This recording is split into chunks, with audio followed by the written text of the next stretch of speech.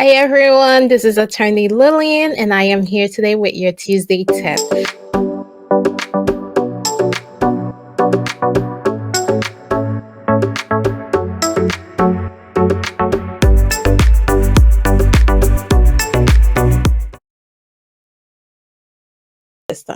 So today I will be talking to you about the red flags, okay? The red flags that you need to avoid when you're filing a marriage-based case. And I will take you through a few red flags that I have seen in practice, USCIS has really flagged, and things that they are looking at when you go ahead and file a marriage-based case. So another red flag to keep in mind is, and some people are going to push back on this, but it is what it is. If you haven't met each other's parents, so you get to the interview, the officer is asking you, oh, have you met each other's parents? Have you talked to each other's parents? And your answer is no. That's a red flag because it tells the officer that you're not openly telling your own families that you are married, but you are here telling USCIS that you are married. Okay, so if you are not even telling your own family that you're married, how is USCIS supposed to believe that you're actually married? Okay, so it's really important. Again, the things that you do are really important, especially knowing that you're going to be questioned about it at your interview, knowing that it doesn't just go away, right? This is stuff that will come up at your interview. You know, what's your parents' names? What's your spouse's parents' names? Have you ever met their parents?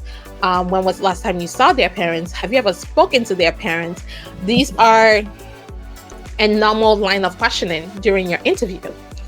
Very normal. And if the answer is like, no, never met the parents, we haven't talked, I haven't talked to the parents, they don't even know we're married, the officer's already like, how do they not even know you're married and you're here, right? How long have you been married? And especially if your spouse is saying that they're close to their family, but yet didn't tell their family that they're married to you. That's a whole thing, okay? That's a whole thing that's going to make the officer question whether your relationship is real. Again, it does not mean that your relationship is not real. It just means it's going to raise questions for the officer, and you have to be prepared for that. Unfortunately, you have to be prepared to answer those questions.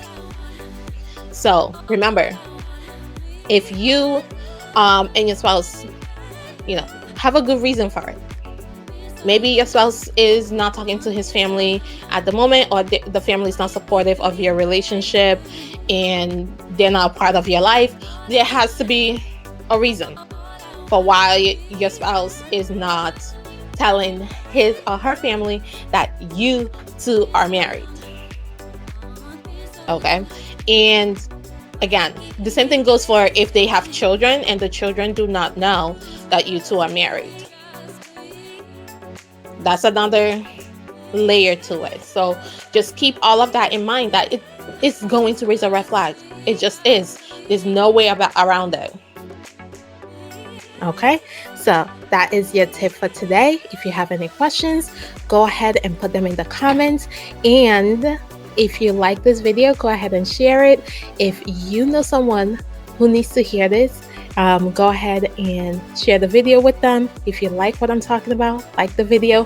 And if you're watching in a place that you can subscribe and you do not want to miss any of my uploads, go ahead and hit the subscribe button. And I am Lillian Chukura. I am the lawyer and owner of Lillylegal, where we help our clients get status for themselves and for their family using the U.S. immigration law system. Thank you. Bye.